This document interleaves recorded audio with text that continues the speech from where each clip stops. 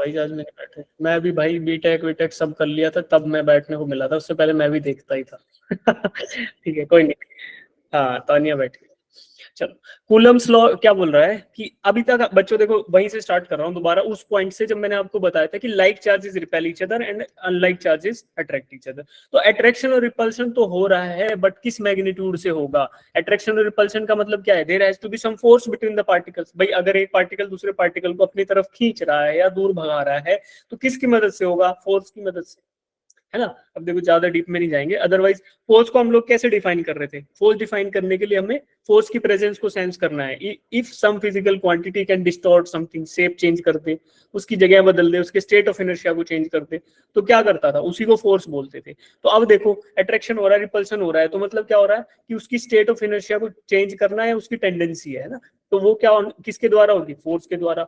अब फोर्स लगेगा, सिंपल शब्द में, इतने शब्द हैवी फिजिक्स में नहीं आ रहा समझ, कोई बात नहीं, ये तो समझ आ रहा है ना कि एक ऑब्जेक्ट को दूसरे ऑब्जेक्ट को अपनी तरफ खींचना है तो फोर्स लगाना पड़ेगा, सीधी बात।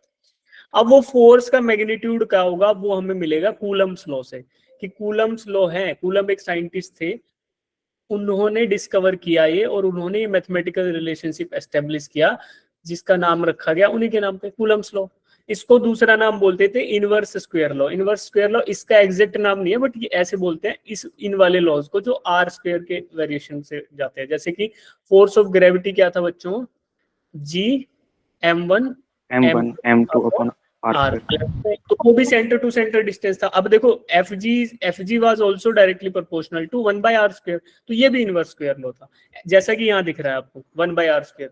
तो वैसा सही है, यहाँ देखो जी की जगह के आ गया, M1 की जगह Q1, M2 की जगह Q2, बाकी तो सब कुछ सेम है। जी M1 M2 upon R square, यहाँ के Q1 Q2 upon R square, simple है। उसी तरीके से चलेगा। ग्रेविटी और इलेक्ट्रोस्टैटिक्स दे आर एनालोगस, एक साथ चलेंगे। जो जो वहां पे मिलेगा आपको, जैसे ग्रेविटेशनल पोटेंशियल या इलेक्ट्रिक पोटेंशियल, वो भी कंजर्वेटिव फोर्स फील्ड था, ये भी कंजर्वेटिव रहेगा, तो रिलेट करके चलेंगे। जिनको ग्रेविटी याद है ना, ग्रेविटेशन, वो यहाँ बहुत अच्छे से उसको कोरिलेट करते चलो, पूरा चैप्टर एक दूसरे से मिलता हुआ चलता रहेगा। ठीक है, अब देखो तो हमने क्या कहा, इसी को इनवर्स स्क्वायर लॉ बोल दिया। अब देखो एकदम लाइन टू लाइन पढ़ाऊंगा ताकि रिवाइज भी तुम्हें हो जाए। On the basis of experiments coulomb establish the following law. उन्होंने एक्सपेरिमेंट्स किए, अब कोई भी लॉ है उस पर एक्सपेरिमेंट तो करने पड़ेंगे, चलो छोड़ते हैं इसको। The magnitude of electrostatic force between 2 point charges, ये बात ध्यान रखने लायक है कि जो कूलम्स ने लॉ डिफाइन किया था वो पॉइंट चार्जेस के लिए डिफाइन किया था, कि 2 पॉइंट चार्जेस होंगे। अब पॉइंट चार्ज क्या होता है कि एक पॉइंट पे रहने वाला चार्ज। मैं अगर ये बोल दूं कि एक क्यूब है 3 डायमेंशन में, तो अब इस पे अगर मैं चार्जेस डिफाइन कर रहा हूं तो ये पॉइंट चार्ज की कैटेगरी में नहीं आएगा बच्चों। हालांकि इस पे कूलम्स लॉ हम लगा सकते हैं, जैसे कि हम ग्रेविटी के लिए बॉल पे लगाते हैं, पैराशूट पे लगाते हैं, बंदर पे लगाते हैं, सब पे ग्रेविटी लगा देते हैं, बट ग्रेविटी का लॉ भी तो पॉइंट मासेस के लिए डिफाइन था ना। तो जिस प्रकार से उसको किया वैसे इसके लिए भी करेंगे, बट यहाँ पे ऐसे कूलम्स ने इस तरीके से नहीं बताया था। कूलम ने बताया था कि पॉइंट चार्जेस के लिए, कि एक पॉइंट होगा, बिल्कुल पॉइंट ऑब्जेक्ट, पॉइंट मास ही बोलेंगे क्योंकि charge is associated with mass. ये प्रॉपर्टी हम देख चुके बच्चों कि charge has some mass associated with it. तो चार्ज के साथ कुछ ना कुछ मास होगा, तो वो पॉइंट मास रहेगा और उसी पे पॉइंट चार्ज रहेगा। तो उसके लिए डिफाइन किया कूलम सर ने ये लॉ, जिसको बोला कूलम्स लॉ। तो पहली बात पॉइंट चार्जेस के लिए, इट इज डायरेक्टली प्रोपोर्शनल। क्या है? फोर्स जो है वो डायरेक्टली प्रोपोर्शनल है प्रोडक्ट ऑफ चार्जेस के, यानी कि F is directly proportional to Q1 Q2। पहला चार्ज था, दूसरे चार्ज, दोनों का प्रोडक्ट कर दो, उसके डायरेक्टली प्रोपोर्शनल है। Also it is inversely proportional to square of distance between them. अब ये जो 2 पॉइंट चार्जेस है, छोटो चार्जेस, ये एक ये, इन दोनों के बीच का दूरी जो है वो है R। ठीक है, ये R दूरी के इनवर्सली प्रोपोर्शनल है, स्क्वायर ऑफ R, यानी कि ऐसा F is directly proportional to 1/r square, या फिर बोल दें कि F is inversely proportional to R square. तो यही उन्होंने बताया। पहली बात ये कही कि दोनों पॉइंट चार्जेस के मैग्नीट्यूड के प्रोडक्ट के बराबर होगा, और दूसरी बात क्या बोली कि force is directly proportional to 1/r square. ठीक है, इसी चीज को हम मिला के एक साथ लिख दें तो फोर्स क्या होने वाला है भाई? फोर्स ऑफ अट्रैक्शन या force of repulsion between 2 point charges is going to be like this, F is directly proportional to Q1 Q2 upon R square। अब देखो इस प्रोपोर्शनलिटी वाली बात को अगर हटाना चाहें तो हमें कांस्टेंट लिख सकते हैं K। अब ये हमारी मर्जी, हमने K लिख दिया, या ABC जो मर्जी लिख सकते थे, बट जिन्होंने पहली बार लिखा उन्होंने K लिख दिया। तो के ही हम लिखेंगे। क्यों? क्योंकि बुक से हमें अपने फॉर्मूला को मैच करना है। तो ये इधर तो कुछ हुआ ही नहीं है, ये तो सेम ही बात है, बट प्रोपोर्शनलिटी साइन हटाया और इक्वल टू लगा के के लिख दिया। अब इस के पे बाद में आएंगे, बट अभी तक के लिए ये जान लो कि कूलम्स लॉ यहीं पे खत्म हो गया। पहली बात ये, और दूसरी बात ये कि प्रोडक्ट ऑफ चार्जेस के प्रोपोर्शनल होगा और इनवर्सली प्रोपोर्शनल होगा separation between these two point charges. अब ये बार बार ध्यान रखो, ये थ्योरेटिकल क्वेश्चन आ भी सकता है कि यार Coulomb's law is defined for 2 point charges. अब उसमें जिसको याद होगा वो टिक कर देगा, जिसको याद नहीं होगा वो गड़बड़ कर देगा। तो पॉइंट चार्जेस के लिए इसको एस्टेब्लिश किया गया था, ठीक है। अब ये हो गया अपना कूलम्स लॉ। डाउट्स? हाँ दीक्षा। सर जो के की वैल्यू होगी सर वो सभी मीडियम्स में सेम रहेगी सर, जैसे ना ना, चार्ज अभी दौड़ेंगे नहीं, अभी आएंगे उस पे। वो मस्त मनोरंजक टॉपिक है, इंटरेस्टिंग है, उस पे आएंगे बच्चे, है ना। We will be discussing. उसको छोड़ नहीं रहे हैं, उसको पढ़ाएंगे, बहुत अच्छे से पढ़ाएंगे। और इवन हमारा एक चैप्टर आएगा, अगर किसी ने इंडेक्स देखा होगा, कैपेसिटर, है ना। कैपेसिटर में पूरा उसी का खेल चलने वाला है कि क्या रहेगा, ठीक है। अभी के लिए वहीं होल्ड कर दो, जैसे हमने चीजें होल्ड करी हुई है ना। क्या किया है? पहला तो डायमेंशनल फॉर्मूला रोक के बैठे हैं कि करंट की बात आएगी तब बात करेंगे। दूसरा हमने बोला कि फील्ड एमिशन, कि फील्ड एमिशन से चार्ज कैसे कर सकते हैं, वो इलेक्ट्रिक फील्ड समझ लेंगे तब बताएंगे। अब ये के है, इसको अभी के के तरह देखो, उसके बताएंगे, इसका भी है पूरा थ्योरी, है ना। तो अभी के लिए ये दो बातें सबको समझ आई कि डायरेक्टली प्रोपोर्शनल होगा इसके और इसके इनवर्सली। जिन जिन को आया एक बार हैंड रेज कर दो कि सर अभी तक साथ में आपके। सही है, सही है। अच्छा, कुछ तो बच्चे मुझे लगता है क्लास में ऐसे भी होंगे जो लॉग इन करके चले जाते होंगे कि अरे यार सर क्लास लगाएंगे, कौन लगाएगा। ऑन किया, फोन बंद करा और चले गए। अभी मुझे एक बच्ची का चेहरा दिख रहा है जो है दीक्षा, बाकी तन्वी ने ऑन कर रखा था, बट कोई दिक्कत नहीं है। हाँ बच्चे, पता है मुझे तुम्हारा, इसलिए तो बोल रहा हूँ, कोई बात नहीं। अभी तो कनेक्शन तो है। पहले तो मुझे याद है तन्वी बेचारी कोशिश करती रहती थी, Tanvi joined, Tanvi left, Tanvi joined, Tanvi left, पूरा 1 घंटा ही चलता रहता था। तो अभी at least you are stable in the class, तो अच्छी बात है, कोई बात नहीं। जो बच्चे अच्छा पढ़ते हैं उनका नाम भी याद रहता है, उनका सब याद रहता है। और ये देखो, एक क्वेश्चन भी कराएंगे इनसे। और बाकी जो बच्चे कैमरा ऑन कर सकते कर लो यार, और क्लास में पार्टिसिपेट करो, ताकि आपके भी मुझे नाम याद हो जाए, फिर तुम्हारे भी नाम ले लेके मैं पुकारूं। ठीक है, वैसे अच्छे बच्चे हैं इसमें, इस वाली क्लास में बहुत सारे बच्चे मोटिवेटेड भी हैं और अभी पार्टिसिपेशन भी अच्छा है। गुड, ठीक है। चलो चलते रहेंगे, ऐसे करते रहेंगे, हो जाएगा कुछ ना कुछ हमारा। अब देखो important points related to Coulomb's law. पहला क्या है? Applicable only for point charges. ये तो 6ठी-7वीं बार बोल रहा हूं मैं, कोई बात नहीं। आगे बढ़ते हैं। Force acting on one point charge due to other point charge is always along the line joining these two charges. अब देखो पॉइंट चार्जेस हैं, एक ही है, एक ही है। अब ये पहला वाला पॉइंट चार्ज दूसरे वाले पॉइंट चार्ज पे कोई फोर्स लगाएगा तो उसका लाइन ऑफ एक्शन क्या होगा? लाइन ऑफ एक्शन यही होगा भाई, the line joining these two point charges. इसके अलावा कोई लाइन ऑफ एक्शन हो ही नहीं सकता, यही होगा। ये इसको इधर पुश करेगा, ये इसको इधर पुश कर देगा, ठीक है। तो यही पॉसिबिलिटी है बच्चों। मान लो this is force applied on 1/2, force applied on 2/1। तो ये फोर्सेस क्या होंगे? These are vector quantities, they are equal in magnitude but opposite in direction. अगर मान लो ये मेरा पॉजिटिव चार्ज था, ये भी पॉजिटिव था, तो like charges repel each other, तो इन्हें एक दूसरे को रिपेल कर रहा है। फोर्स 2 पे जो लग रहा है 1 के द्वारा, वो लेफ्ट टू राइट लग रहा है, और 1 पे लग रहा है 2 से, वो राइट टू लेफ्ट लग रहा है। Their direction is opposite, they are equal in magnitude and they are passing through the line joining these two point charges। जो इन दोनों पॉइंट चार्जेस को स्ट्रेट लाइन ज्वाइन करेगी, उस लाइन पे से ही दोनों पास करेंगे। दूसरी बात होगी they are equal in magnitude opposite in direction, ये भी क्लियर हो गया। कंजर्वेटिव इन नेचर, अब ये बात भी होल्ड पे रख दो, ये बात आएगी electric field and electric potential. जब ये डिस्कस कर लेंगे तो आपको पता चलेगा कि कंजर्वेटिव फोर्स फील्ड क्या होता है ना। एक कंजर्वेटिव फोर्स फील्ड क्या होता है, इसका थोड़ा सा फील दे देता हूं ताकि फिर आप उससे रिलेट कर पाओ। देखो ग्रेविटी, ग्रेविटेशन तो सबको पता है क्योंकि वो 11th का टॉपिक हमें दिखता है कि एप्पल गिरा था, न्यूटन सर को दिखा था, हमें भी दिख रहा है सर उसके बाद से कि ग्रेविटी नाम की कोई चीज होती है। देखो यहाँ पे मैं ड्रॉ करता हूँ कि नीचे की साइड लग रहा है ग्रेविटी। हमेशा हम यही मानते हैं ना कि वर्टिकली डाउनवर्ड डायरेक्शन में ग्रेविटी एक्ट कर रहा है। अब मैं आपको बोलता हूँ, टेक माई वर्ड्स, कि gravity is a conservative force field, है ना। तो अब आप मुझे बताओ कि पोटेंशियल एनर्जी हम लोग डिफाइन करते हैं कि जो हाइट की वजह से हमें मिलती है। पोटेंशियल एनर्जी का फॉर्मूला किसी बच्चे को याद है? Potential energy mgh। mgh, g is the acceleration due to gravity, local acceleration due to gravity। अर्थ पे इसकी वैल्यू होती है 9.816 मीटर पर सेकंड स्क्वायर। तो ये हर एक उसके ऊपर मतलब प्लेनेट पे या किसी भी हेवनली बॉडी पे अलग होगा, ये पता है हमें। But for a location it is a constant, किसी एक पर्टिकुलर लोकेशन पे जी की वैल्यू रहने वाली है कांस्टेंट। अगर हमने कोई ऑब्जेक्ट डिफाइन कर दिया तो उसका मास भी कांस्टेंट हो गया। केवल पोटेंशियल एनर्जी फिर हाइट पे डिपेंड करने वाली है कि भैया हाइट 0 रख लोगे तो पोटेंशियल एनर्जी कितनी हो गई, 0। हाइट जैसे जैसे बढ़ती जाएगी तो ऑब्जेक्ट क्या करेगा, पोटेंशियल एनर्जी गेन करेगा। तो अब देखो ये क्या कर रहा था, ये जो इस बॉडी के बारे में बात कर रहे हैं, ये h0, जैसे ये मैंने h0 लाइन डिफाइन कर दिया, ये height is equal to 100, height is equal to 200। अब बताओ मैं एक ऑब्जेक्ट को, एक बॉल को ग्राउंड पे रखा हुआ हूं तो उसकी पोटेंशियल एनर्जी कितनी होगी, 0। उसको मैं 100 हाइट पे ले गया तो कितनी होगी बच्चों, 100 mg है ना, मास ऑफ द बॉल, और जी तो ग्रेविटी है, तो ये 100 mg हो गया। 200 पे ले गया तो 200 mg हो गया। अब मैं क्या कर रहा हूं इसको, देखो अब थोड़े से वर्ड सुनना इंग्लिश वाले, कि मैं इसको ग्रेविटेशनल फील्ड में, ग्रेविटी के द्वारा जो फील्ड था उसमें मूव करा रहा हूं। तो क्योंकि ग्रेविटेशनल फोर्स फील्ड था वो कंजर्वेटिव था, है ना, कंजर्वेटिव। अब ये अब बोलोगे सर कंजर्वेटिव क्या होता है, वो यही होता है जो अभी बता रहा हूँ, इसी से कोरिलेट करना फिर, कि जिस फील्ड में मैं वो ऑब्जेक्ट को मूव कर रहा हूँ और मूव करने से उसकी एनर्जी कम या ज्यादा हो रही है ना, मूव करने से एनर्जी कम या ज्यादा हो रही है अगेंस्ट द फील्ड या अलोंग द फील्ड, तो वही उसी को बोलते हैं कंजर्वेटिव फोर्स फील्ड।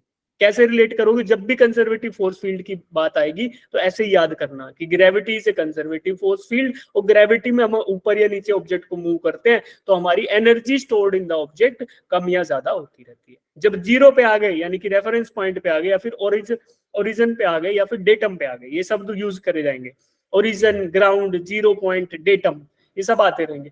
अगर उस पे आ गए तो मतलब 0 एनर्जी, उसके रिस्पेक्ट में इंक्रीजिंग फील्ड में जा रहे हो तो मतलब इंक्रीजिंग पोटेंशियल, पोटेंशियल भी इससे रिलेटेड है। फील्ड में जब इंक्रीजिंग वैल्यू होगी तो पोटेंशियल इंक्रीज होगा, ये सब बाद में याद आएगा, ठीक है। तो यहाँ से याद करना कि पोटेंशियल एनर्जी का मतलब होता है, जब मैं आपको बताऊंगा ना इलेक्ट्रिक पोटेंशियल, तब फिर से इसी एग्जांपल को दिखाऊंगा। जितना समझ आ गया बहुत अच्छी बात, नहीं समझ आया तो और अच्छी बात, क्योंकि हम फिर और अच्छे से समझ लेंगे, ठीक है। This is the conservative force field. Okay, फिर अब देखो, since the force is central force, the absence of any other external force, angular momentum और पार्टिकल, क्या लिख दिया ये, हाँ ठीक है, इसने बोला कि एंगुलर मोमेंटम भी कंजर्व रहेगा। ये भी बात इसी से रेफरेंस होके आई है, इसी को उस तभी डिस्कस करेंगे कि जब कंजर्वेटिव फोर्स फील्ड हमें एक बार क्लियर हो जाएगा, थोड़ा बेसिक आइडिया यहाँ से मिल जाएगा आपको, ठीक है। पोटेंशियल, देखो यहाँ पे पोटेंशियल शब्द का भी ध्यान रखो, जब इंग्लिश में हम शब्द यूज करते हैं, देखो दीक्षा ऐसे बैठ गई, सर बस अब नहीं आएगा बोर, नींद आ रही है क्या, तुम्हारी क्लासेस थी क्या बच्चे आज स्कूल में? हेलो, यस हाँ, तुम लोगों की अभी तक शाम तक थक जाते होगे यार, स्कूल में भी क्लासेस, फिर शाम को ट्यूशन, फिर शाम को कोचिंग, नन्ही सी जान क्या क्या करे, ठीक है कोई बात नहीं। अब देखो पोटेंशियल एनर्जी, यहाँ पे इंग्लिश के शब्दों को भी ध्यान रखना कि पोटेंशियल का मतलब क्या है, जैसे इलेक्ट्रिक पोटेंशियल, पोटेंशियल एनर्जी, इसका मतलब वही हुआ बच्चे, कंजर्वेटिव फोर्स फील्ड में मूव कर रहे हैं, तो सारी चीजें एक दूसरे से रिलेटेड है, ठीक है। अब यहां तक हमें समझ आया कि these are the important points related to Coulomb's law. अब आगे बढ़ते हैं, डाउट है किसी को? ठीक है, चलो ठीक है बच्चों। अब देखो जो लॉ था वो क्या था, F is directly proportional to Q1 Q2 यानी magnitude of charges divided by separation between the charges और उसका स्क्वायर, ये था। इसी को हमने लिखा था कि F is equal to K Q1 Q2 upon R square. तो इसमें जो K था, द कांस्टेंट ऑफ प्रोपोर्शनलिटी यानी कि प्रोपोर्शनलिटी कांस्टेंट था, उसकी वैल्यू होती है 1 अपॉन 4 पाई, ये तो हो गया कांस्टेंट पार्ट। और इसके साथ एक और चीज होती है जिसको बोलते हैं epsilon not, permittivity of free space. अब ये क्या होती है सर, ये बात करेंगे जब फील्ड डिस्कस करेंगे, इलेक्ट्रिक फील्ड। अभी के लिए इसका नाम याद रख लो, इसको बोलते हैं परमिटिविटी ऑफ फ्री स्पेस या फिर परमिटिविटी ऑफ वैक्यूम। तो एयर के लिए, फ्री स्पेस के लिए और वैक्यूम के लिए इसकी वैल्यू फिक्स हो जाती है, क्या हो जाती है, 9 × 10⁹ न्यूटन मीटर स्क्वायर पर कूलम स्क्वायर। ये क्यों, आप ऐसा करो, देखो इसमें एप्सिलॉन नॉट है ना, ये परमिटिविटी ऑफ फ्री स्पेस, इसकी वैल्यू होती है 8.855 × 10⁻12। ये क्या होता है सर, ये एक प्रॉपर्टी होती है बच्चों, है ना, प्रॉपर्टी ऑफ किसी भी मटेरियल मीडियम की प्रॉपर्टी होती है जिसको हम बोलते हैं परमिटिविटी।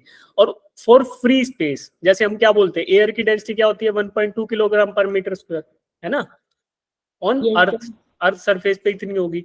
ऐसे ही थर्मल कंडक्टिविटी होती है, इलेक्ट्रिकल कंडक्टिविटी होती है, स्ट्रेंथ होती है, यंग्स मॉडुलस होता है, 11th में याद करो, है ना, विस्कोसिटी होती है, ये सब क्या होता है कांस्टेंट। उसी प्रकार से इलेक्ट्रिसिटी में या फिर इलेक्ट्रोस्टैटिक्स में ये भी एक कांस्टेंट वैल्यू है जिसको बोलते हैं परमिटिविटी।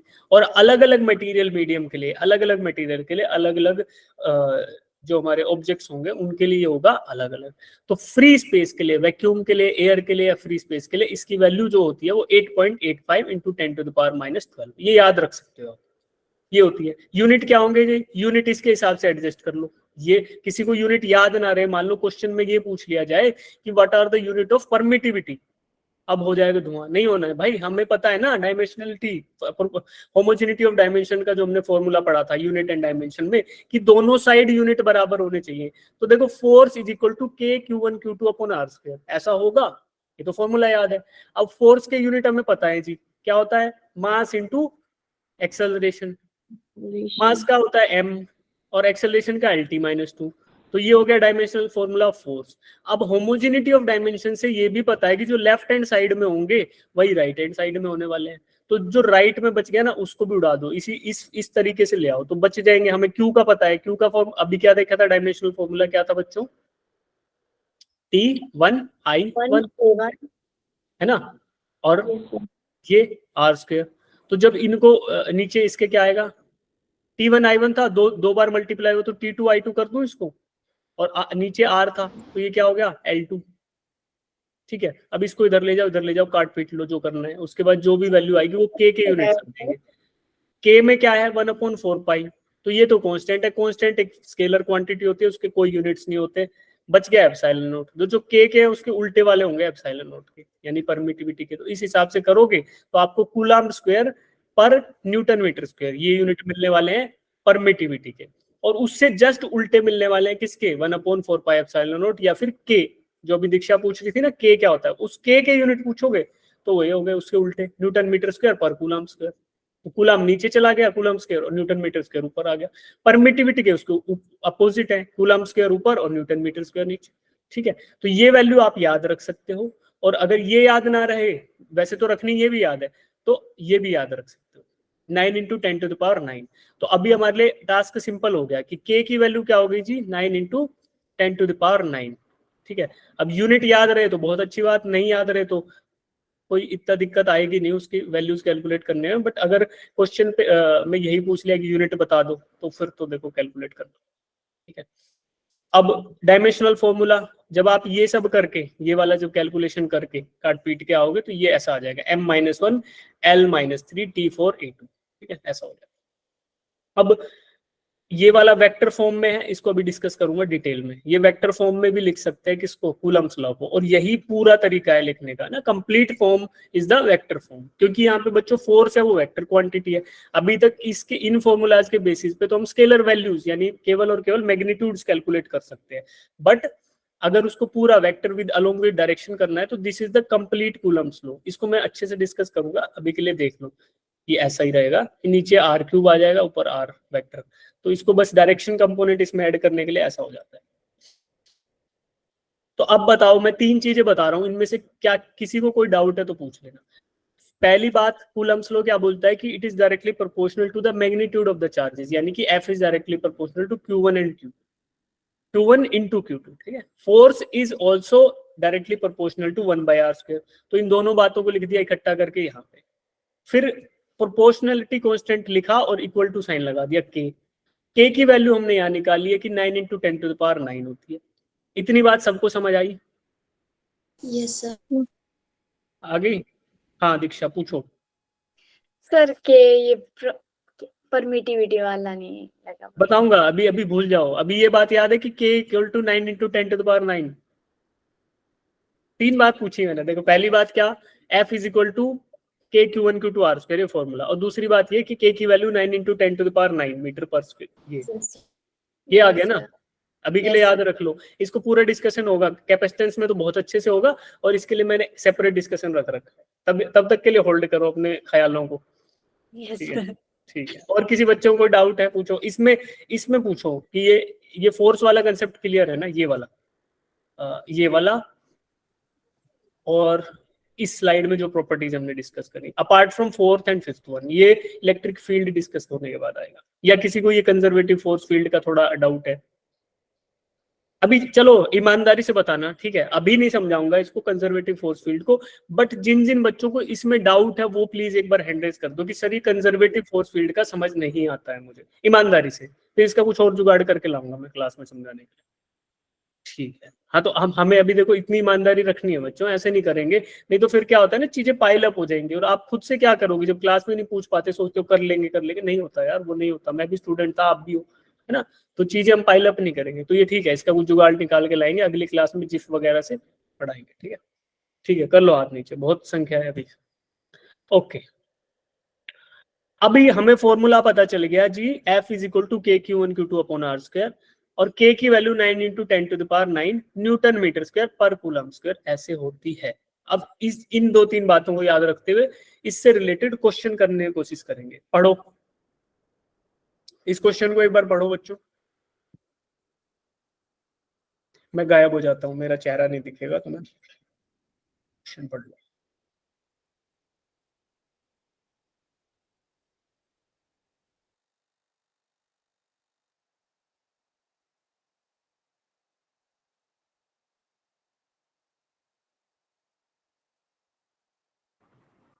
देखो, two particles having charges q1 and q2 when kept at a certain distance exert a force F on each other.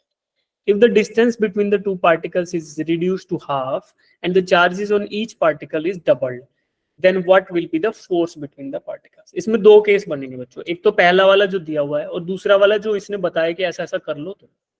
तो देखो ड्रॉ करते हैं।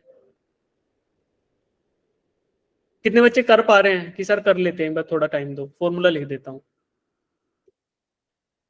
करो शाबाश। F is equal to K Q1 Q2 upon R square, ये फॉर्मूला use होगा बच्चों, 2 बार यूज होगा। ट्राई करो एक बार, खुद से ट्राई करो, शाबाश, इतने बच्चे कर रहे हैं, करो।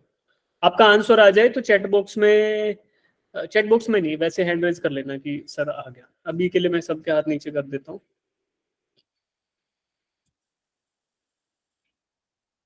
1 मिनट का टाइम ले लो आराम से। केस 1 और केस 2, केस 1 तो इन्होंने लिख दिया है कि ऐसा होगा, ये तो वही चीज है कि force is equal to Q1 Q2 upon R square.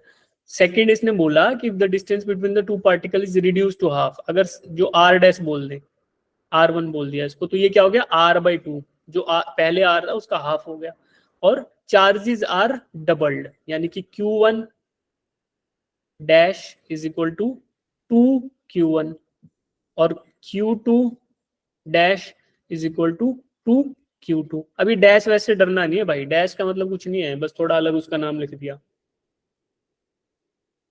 जैसे मेरे बारे में बोलो, मैं बोलता हूँ नवीन, और साथ में लिख दो नवीन हरियाणा वाले, है ना, या दीक्षा हिमाचल वाली, ऐसे बोल दो बस। तो वही है, Q1 अलग वाले Q1 डैश लिख दिया, Q2 अलग वाले Q2 डैश लिख दिया। तो इतना नहीं डरना, ये डैश वैश से वेक्टर वुक्टर से कुछ दिक्कत नहीं है, हमें बस फिजिक्स के कंसेप्ट पे ध्यान देना है।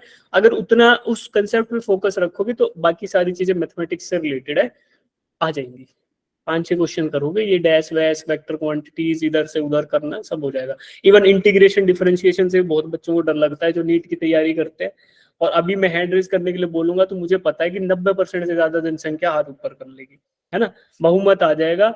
और इस बात पर मुद्दा छिड़ जाएगा कि क्या मैथ्स को हटा दिया जाए 12th के सिलेबस से, जैसे कि हिस्ट्री में अभी अल्ट्रेशन हो रहा है, तो कहेंगे कि मैथ को भी हटा दो लेकिन वो हम नहीं करेंगे, हम क्या करेंगे, 20-20 क्वेश्चन कर लेंगे सिंपल इंटीग्रेशन डिफरेंशिएशन के, तो हमें कॉन्फिडेंस आ जाएगा और वहीं से सॉर्टेड हो जाएंगी चीजें। ठीक है, तो आया किसी का आंसर? अब तो देखो दोबारा फॉर्मूला लगा दो भाई, इसमें क्या हो गया, देखो इसको बोल दिया F dash is going to be equal to K, क्योंकि मटेरियल चेंज नहीं हो रहा बच्चों, फ्री स्पेस में या किसी भी रैंडम मटेरियल में बात हो रही है, तो यही होगा। देखो एक बच्चे ने आंसर दिया, सही है आपका आंसर, तन्वी शायद, हाँ। तो के, अब Q1 की वैल्यू बढ़कर 2Q1 हो गई, ठीक है, 2Q1 इंटू Q2 डैश यानी कि 2Q2 upon R dash square. तो R डैश क्या है जी, R/2, तो इसका स्क्वायर रख दो। अब कुछ नहीं करना, कैलकुलेट कर लो। 2Q1 इंटू 2Q2 मतलब 2 into 2 4, Q1 Q2 upon R/2 का स्क्वायर था तो R²/4। अब ये 4 ऊपर चला जाएगा, 4 इंटू 4 16, और K तो था ही बच्चों, K को नहीं भूलेंगे, तो 4 इंटू 4 16। अब ये वैल्यू किसके बराबर होगी, देखो इधर लिख देता हूं ऊपर, ये किसके बराबर होगी, 16K Q1 Q2 bye R²। अब देखो भाई K1 K Q1 Q2 bye R², ये तो F था ना, तो हम इसको लिख दें 16F। तो रिलेशन क्या आया बच्चों कि F dash is equal to 16F। तो यानी जब आप ये बताए हुए अल्टरेशंस कर दोगे ना, कि पहला वाला चार्ज था उसको डबल कर दिया, दूसरे वाले को डबल कर दिया, और उनके बीच का सेपरेशन घटाकर R/2 कर दिया, तो जो फोर्स ऑफ अट्रैक्शन है या फोर्स ऑफ रिपल्सन है वो जो पहले हुआ करता था उसके 16 टाइम्स हो जाएगा, है ना। F dash equal to 16 times. तो सिंपल सा था, फॉर्मूला भरो और आंसर निकाल लो। कितने बच्चे आप इसको कर पाओगे कि सर अभी तो नहीं हुआ पर कर लेंगे, जैसा समझाया ऐसा सर। ठीक है, ठीक है भाई, झूठ नहीं बोलेंगे। देखो यार, झूठ बोलने पे फिर मैं कसम भी दे देता हूँ, जिन बच्चे जो मेरे से पढ़े हुए हैं मैं मम्मी पापा की कसम देता हूँ फिर क्लास में। अब तुम्हारे, मुझे पता है ना छोटे बच्चों पे तुम्हारी एज तक कसम का बड़ा इफेक्ट रहता है। क्यों? क्योंकि हम लोग ऐसे ही बोलते हैं ना, छोटा भाई होता है, छोटी बहन होती है, बड़ा भाई होता है, बड़ी बहन, उन पे यही तो बोलते हैं कि देख ले तू ये करना है तो कर दे, नहीं तो तुझे ये कसम दे दूंगा। तो वो तुम्हारे पे काम करती है। ठीक है, जो ईमानदारी से, अभी हाथ नीचे कर लो, जिनको डाउट है बच्चों वो पूछो अब डाउट कि सर ये क्योंकि इंपॉर्टेंट है यार, इससे क्वेश्चंस आते हैं। इलेक्ट्रोस्टैटिक्स का मतलब है कि कूलम्ब्स लॉ तो आएगा ही आएगा। हाँ जी अभिषेक, अभिषेक कुमार पूछो।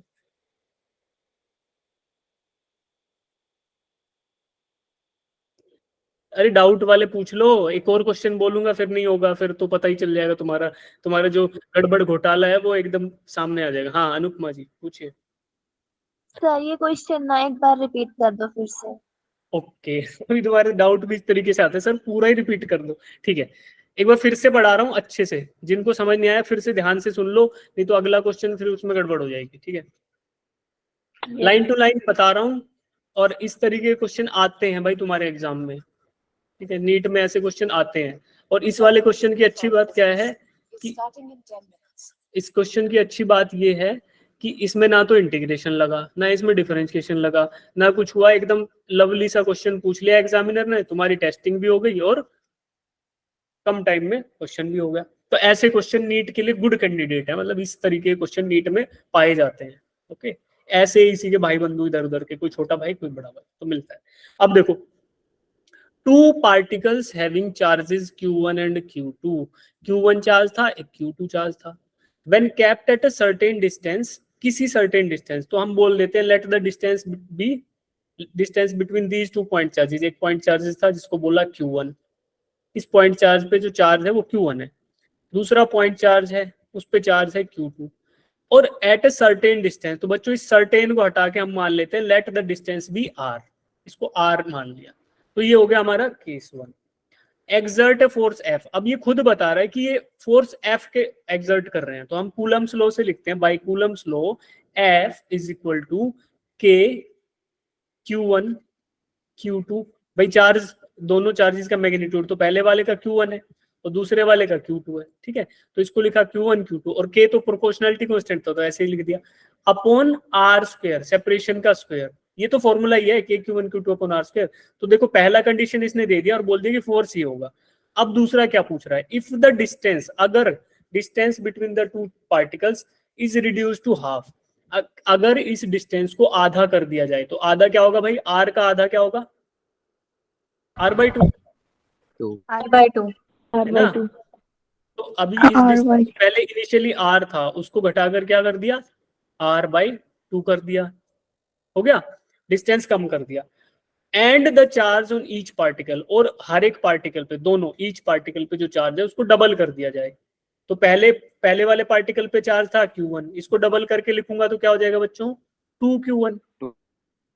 इसको, ये Q2 था, इसको डबल करके लिखूंगा तो 2Q2। अब पूछ रहा है कि अब इस केस में ऐसा कर दोगे तो फोर्स के साथ क्या घटना हो जाएगी, इसका ऐसा करने के बाद फोर्स की वैल्यू क्या होगी। अब देखो फिर से यहाँ पे कूलम्स लॉ लिखेंगे, F is equal to K Q1 Q2 upon R square. तो इसको बोल देते हैं सेकंड जो हमारा ये केस है ना, तो इसको F डैश बोल देते हैं या F1 बोल देते हैं। इसको करेंगे, के तो था वो तो एज इट इज रहेगा, क्योंकि मीडियम के बारे में कोई डिस्कशन नहीं हुआ है। जो के की वैल्यू है ना, यहाँ ध्यान रखो कि जो के है बच्चों की, ये डिपेंड करेगा मीडियम क्या है उनके बीच में। जैसे मान लो एयर में है तो के की वैल्यू कुछ अलग होगी, फ्री स्पेस में है तो वो लगभग बराबर होती है, तो फ्री स्पेस और एयर के लिए सेम ले लेते हैं। But if the charges are in water या किसी और चीज में सबमर्ज्ड है तो क्या होगा, तो वहां पे उसकी के की वैल्यू अकॉर्डिंगली एडजस्ट करनी पड़ेगी। तो अभी देखो के मटेरियल के बारे में कोई भी डिस्कशन नहीं हुआ, तो के एज इट इज रहेगा। ये ध्यान रखो कि के की वैल्यू चेंज नहीं हुई, क्योंकि इसके बारे में मटेरियल को चेंज नहीं किया, दस जो उसके बीच में था, है ना, जिस भी जहां भी वो लाई कर रहे थे, तो के सेम रहेगा। अब Q1 magnitude of first charge का मैग्नीट्यूड क्या है, 2Q1। सेकंड चार्ज का मैग्नीट्यूड लिखोगे तो 2Q2 upon separation between the charges R/2, तो R/2 का स्क्वायर। ठीक है, इसको सोल्व करो बच्चों, इसको सोल्व करेंगे तो क्या होगा, के एज इट इज रह जाएगा, 2Q1 इंटू 2Q2 4Q1Q2। ये तो सिंपल है, इसको कर लेना, इतनी दिक्कत मत लो। R/2 का स्क्वायर तो R²/2 जा 4, तो ये 4 जो नीचे आया इसके डिनोमिनेटर में ऊपर चला जाता है।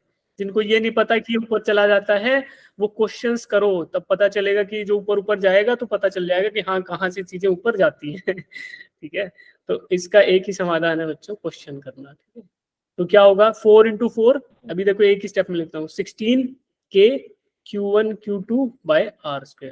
ठीक है, तो अब मुझे पता था कि के Q1 Q2 बाय R², ये तो सर F ही था, तो फिर F डैश की वैल्यू क्या हुई, F dash is equal to 16 into F। तो फोर्स जो था वो 16 गुना हो गया जब आपने चार्जेस के मैग्नीट्यूड्स को डबल कर दिया और उनके बीच के सेपरेशन को हाफ कर दिया। ऐसा करने पर फोर्स की जो वैल्यू थी वो 16 टाइम्स हो गई ऑफ द इनिशियल फोर्स। बस यही बात ध्यान रखो कि ऐसा होता है। 10-5 क्वेश्चन कर लोगे समझ आ जाएगा। ठीक है, अब एक क्वेश्चन और देख लो। हाँ जी तानिया। सर इसमें हमने 2 कॉमन क्यों नहीं ली? क्या बच्चे? सर ऊपर जब हमने यहाँ पे f की वैल्यू पुट की तो मतलब इसमें वैल्यू पुट की तो हमने इसमें 2 कॉमन क्यों नहीं लिया? 2 कॉमन क्यों लेंगे भाई, मल्टीप्लाई हो रहा है, ऐड सब्ट्रैक्शन में होता है कॉमन। देखो अरे ऐसे 2k प्लस 2k अगर ऐड होता तो मैं कर देता कि 2 कॉमन ले लिया, k प्लस k कर दिया, बट अब मल्टीप्लाई हो रहा है तो 2 कॉमन क्यों लेंगे, ओके सर। है ना यार। 2k अब कोई ऐसे देखो मैं बताता हूँ, 2 इंटू 2 है तो इसको 4 लिखते हैं कि ऐसे लिखते हैं 2 कॉमन लेके और 1 प्लस 1, नहीं 1 प्लस 1 तो होगा ही नहीं, 2 कॉमन ले लिया तो 1 ही बचेगा, तो फिर तो 2 आ जाएगा, वो गलत हो गया। ऐसा नहीं करेंगे, मल्टीप्लाई है भाई, वो एडिशन सब्ट्रैक्शन में कॉमन होता है। कोई नहीं, ये समस्या होती है, मैं था मेरे साथ भी होती थी। इसका एक ही समाधान है, practice more and more questions. और प्रैक्टिस कैसे करोगे, सोल्व्ड क्वेश्चन कर लो तो उसमें पता चल जाएगा कि बुक वाला किधर से 2 कॉमन ले रहा है, किधर से ऐड कर रहा है, किधर मल्टीप्लाई कर रहा है। 2-3 बार में हम भी सीख जाएंगे, कोई बड़ी बात नहीं है। नीट का मैथमेटिक्स इतना भयानक नहीं है जितना जेई वालों के लिए होता है। ठीक है, तो डरेंगे नहीं, डटे रहेंगे। ठीक है, जैसे एक बच्चा डिस्कनेक्ट हुआ है, 3 गए आज, 3 गए, तुम्हें कल डांट पड़ गई थी तो कुछ लोग रुके हो, कोई बात नहीं, तो डटे रहेंगे और क्वेश्चन करते रहेंगे। तो इसका समाधान जो है मतलब सॉल्यूशन वो यहाँ दिया हुआ है। जिन बच्चों को समझ नहीं आया, जिनको थोड़ा बहुत डाउट रह गया या सर की राइटिंग गंदी है, सर ने गंदे गंदे तरीके सोल्व किया है, तो उसका अच्छा साफ सुथरा सा सॉल्यूशन भी यहाँ डाल दिया गया है। नोट्स में देखना और सुखी रहना, एकदम से खुश रहना। ओके, तो यहाँ पे देखना और स्माइल कर देना 3 बालों के साथ। टमाटर बन गया यार ये तो। ठीक है, पैर हाथ भी बनाई देते हैं। अब कोई मुझे मत सोचना कि सर है। ठीक है, कोई बात नहीं। अब चलो ये इसका अच्छा सॉल्यूशन आ गया, देख लेना। अब बच्चों ये कौन सा है, force placed in if they are, okay हाँ ये कर लो, ये कर लो, ये अच्छा सा है, इसमें अपने को वो चक्कर भी नहीं है, सीधा सीधा फॉर्मूला डालना है।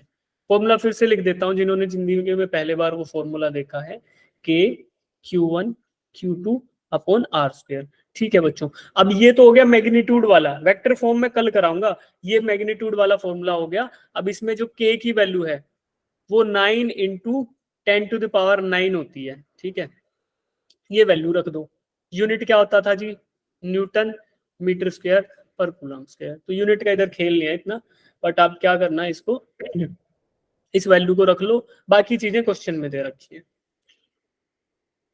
हाँ, के बराबर आएगा Q1, find out the electrostatic force between 2 point charges placed in air. अब पॉइंट चार्जेस से घबराएंगे नहीं, क्योंकि न्यूटन ये जो है अपना कूलम्स लॉ पॉइंट चार्जेस के लिए डिफाइन है, ठीक है। ईच ऑफ 1 कूलम, 1 कूलम उसका यूनिट दे दिया, सेपरेशन 1 मीटर दे दिया, तो Q1 की वैल्यू 1 कूलम, Q2 की भी 1 कूलम और सेपरेशन 1 मीटर। तो coulomb is the SI unit, metre is also the SI unit. तो सीधा सीधा लिख दो कि F is going to be equal to K into Q1, Q1 1 है जी, Q2 भी 1 है जी, नीचे ये भी 1 है जी, 1 का स्क्वायर, तो 1 1 1 सब हो गया 1, बच गया K। तो F is equal to K, तो इज इक्वल टू क्या आएगा बच्चों, 9 इंटू 10⁹ न्यूटन मीटर स्क्वायर पर कूलम स्क्वायर। अब बताओ कितने बच्चे ये आंसर आया है तुम्हारा? हाँ शाबाश, सब गलत हो, सब गलत हो। कितने बच्चों का ये आंसर आया है? F is equal to 9 into 10⁹ newton. Sir अब बताओ लिखिए अब बताओ न्यूटन सही हुआ कि ये सही हुआ? न्यूटन।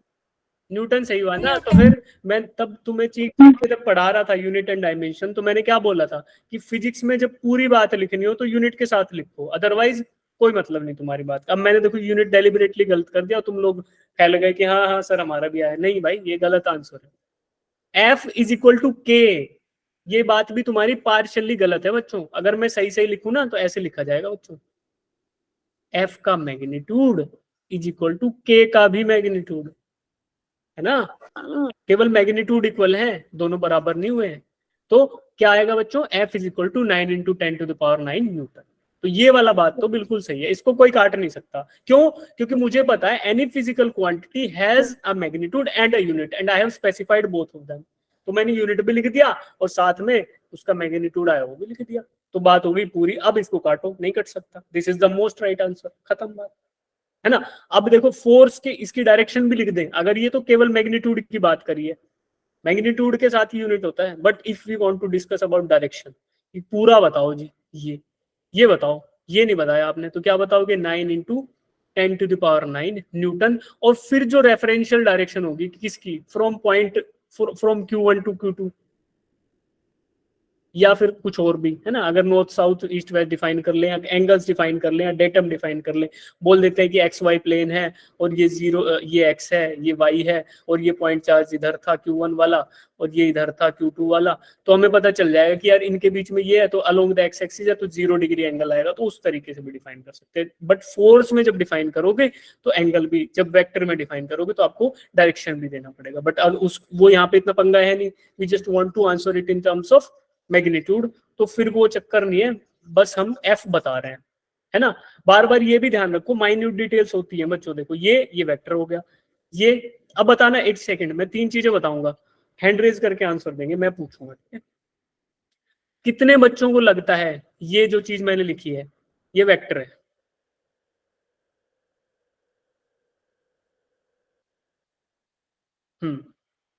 ठीक है। अब भी ये वेक्टर बच गया कि स्केलर हो गया? कितनों को लगता है ये स्केलर हो गया? अब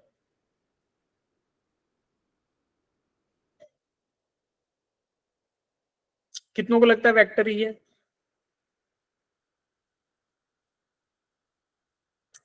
ठीक है ना, यहाँ कंफ्यूजन आ गया ना। देखो बच्चों, अब ये मोड फंक्शन के अंदर आ गया, इसका मतलब we are talking only about magnitude, और मैग्नीट्यूड किसके पास होता है? स्केलर के पास। तो अब ये जो ये मोड ऑफ एफ, ये स्केलर क्वांटिटी होगी, ठीक है। सिमिलरली इसी को मैं इक्वल टू लिख सकता हूँ एफ के बराबर। अब ये क्या हो गया? ये भी स्केलर है, क्योंकि इसके ऊपर का हेड उड़ा दिया, एरो हेड उड़ा दिया या हेड उड़ा दिया, क्या बोलते हैं, एरो हेड ना। एरो हेड हटा दिया तो क्या हो गया? ये स्केलर हो गया। तो ये देखो एफ लिखा है मैंने ये नहीं लिखा, मैंने लिखा है एफ। तो ठीक है, तो सिंपल है। ये चीजें थोड़े थोड़े डाउट आपके क्लियर होते रहेंगे, कोई दिक्कत नहीं है। F is equal to KQ1 Q2 upon R square. 2 question हमने कर लिए, 2-3 क्वेश्चन और हैं इसमें, जैसे ये रहा, ये कर लेना, और बाकी ये है, ये भी कर लेना। ठीक है, तो ये 2 क्वेश्चन और बच गए, ये आप लोग अटेम्प्ट कर लेना बच्चों। कुछ 1-2 क्वेश्चन ये क्विज में भी है जिसके सॉल्यूशन नहीं है, ये भी मैं आपको शेयर कर दूंगा आज, और इनको अटेम्प्ट कर लेना, तो थोड़ा और कॉन्फिडेंस बिल्डअप हो जाएगा आपका। तो एक बार रिकैप कर लेते हैं आधे मिनट में कि क्या क्या किया आज हमने। ठीक है, पहले तो पूरा रिवाइज किया, मेथड ऑफ चार्जिंग वार्जिंग देखे, फिर आज हमने ब्रॉडली तो मोस्ट ऑफ द टाइम हमारा कहाँ गया, कूलम्स लॉ पे, कूलम्स लॉ के बारे में डिस्कशन किया, उसके इंपॉर्टेंट पॉइंट्स देखे, इसी के हमने देखे क्वेश्चंस, और वो क्वेश्चंस हमने सोल्व कर लिए, और बचे हुए क्वेश्चन आप लोग सोल्व कर लोगे, ये आपकी ड्यूटी है। इसके बाद क्या बचता है, कूलम्स लॉ का vector form of Coulomb's law, वो मैं कल कराऊंगा। उसके बाद उसके ऊपर एक छोटा सा क्वेश्चन सोल्व करेंगे, फिर we will see the limitations of